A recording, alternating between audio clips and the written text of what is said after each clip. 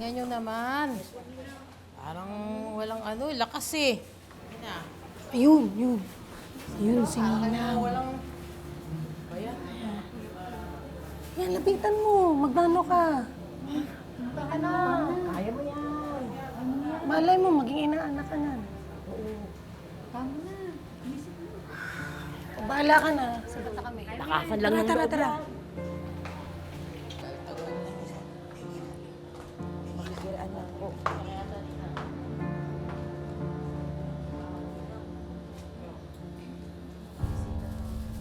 Bisita.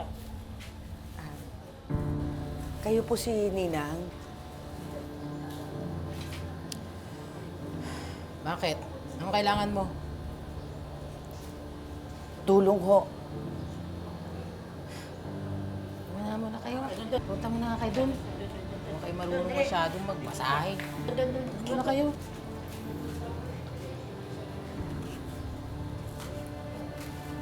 Ikaw yung bagong salta, di ba?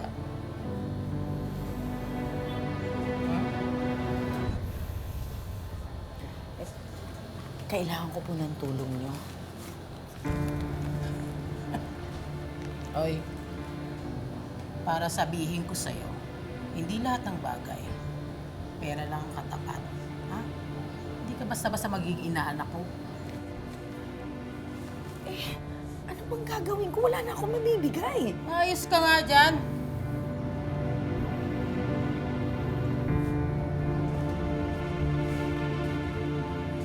Wala kang mabibigay. Pero may magagawa ka. Ang tanong, kaya mo kayang gawin kapalit ng tulong ko? Gagawin ko kahit ano. Makalabas lang ako dito agad. Pumasok ka sa office ni Warden. Kunin mo lahat ng cellphone na kinumpis ka niya. Ho! Ano? Hindi mo kaya? Eh, bahala ka. Para gusto mo. Ay, asan na yung mga nagmamasahe ko rito? Asan ka? Dito. Huwag. Ayusin mo yan.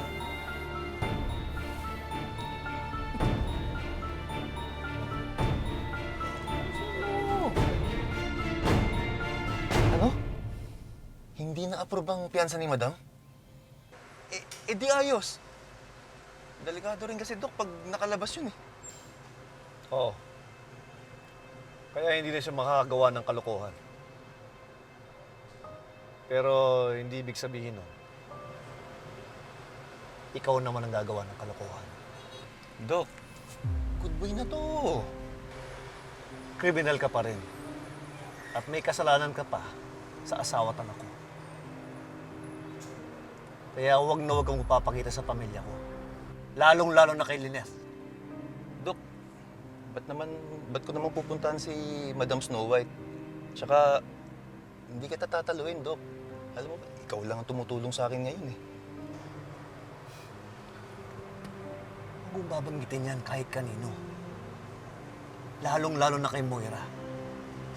Nagkakaintindihan ba tayo? Yes, boss. Pero hindi pa tapos ang trabaho mo.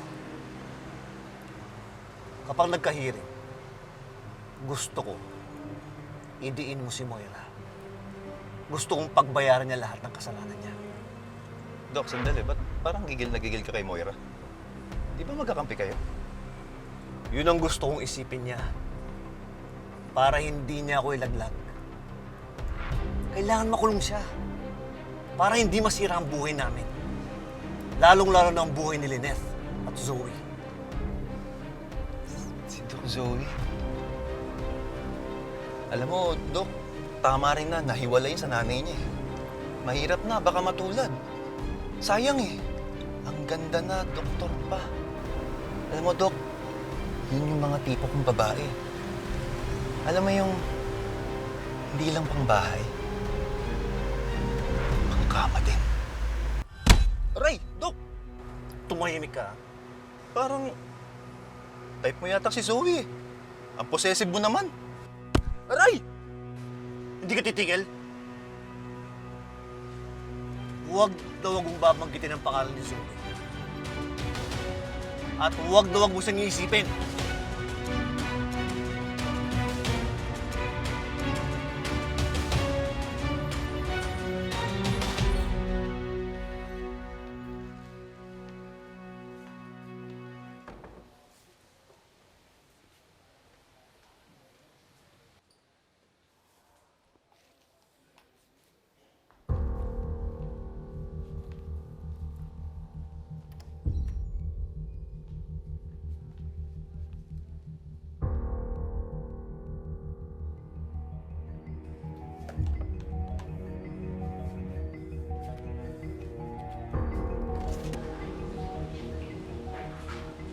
Morning, ma'am.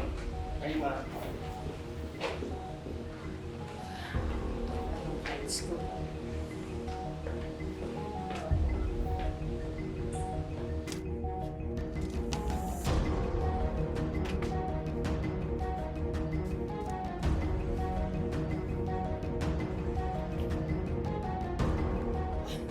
Jackpot!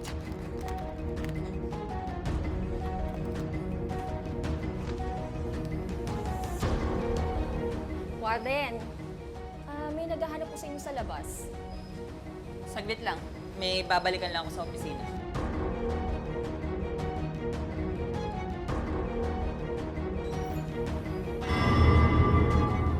Anong ginagawa mo dito? Tanyag, tinatanong kita. Pinalinis lang po yung opisina nyo. Ilalabas ko lang yung basura. Bawal ho ba? Sa susunod, ayoko nang basta-basta pumapasok ka dito. Wala akong tiwala sa mga katulad mo. Kapag may nawala sa mga gamit ko dito, malilintikan ka sa akin. Sige po, ma'am. Tanyag, sandali.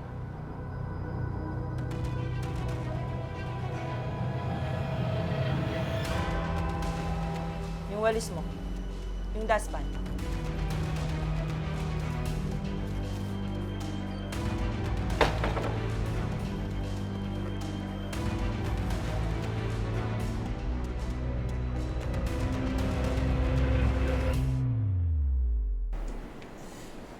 Sige po, nurse. Balitaan mo na lang po ako, ha? Tay! Anak, At ano pong ginagawa mo po dito? Kanina ka pa po nandito? kinausap ko kasi si Carlos. Yayain sana kita kumain sa labas, kaya lang nasa seminar ka daw. Kaya hinintay na lang kita. Thank you po, Tay, ha? Pero hindi ka na po dapat nag-abala. Busy rin po kasi talaga ako dun sa pag-transition ko po tsaka sa endorsements ko para sa second year residency ko, eh. Second year? Di ba third year ka na? Opo. Third year na po ako pero yung neurosurgery residency ko po ay nasa second year pa lang. Pasensya ka na. Hindi ko na maalala eh. Anyway, napag-isipan mo na ba kung lilipat ka sa Apex?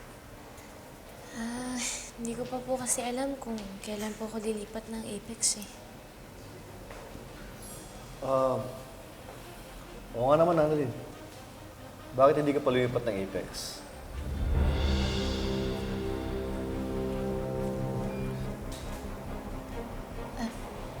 Okay lang po sa inyo?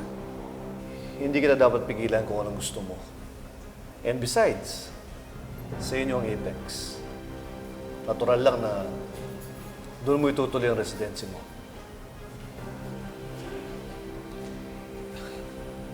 Oo nga.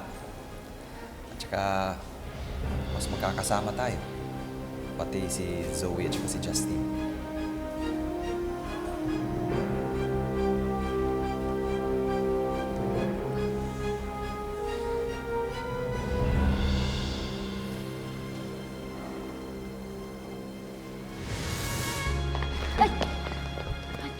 Sorry po. Dok, Annalyn? Kilala niyo po ako? Hoy, Zoe, may bago kang manliligaw, no? Hindi ko naman kailangan to. Dahil mabaho na nga, cheap pa. Yan ang gusto ko, palaban. Tara, mag-date tayo. Palaban ah. Gusto kong patayin mo ang star witness sa kaso ko. Baka nakakalimutan mo. May alam ako tungkol sa'yo. Hindi ako natatakot sa'yo. Alam mo, dapat nga ikaw ang matakot. Kaya din kita ipatumba. Bago mo ako ipatumba, ipakukulong muna kita.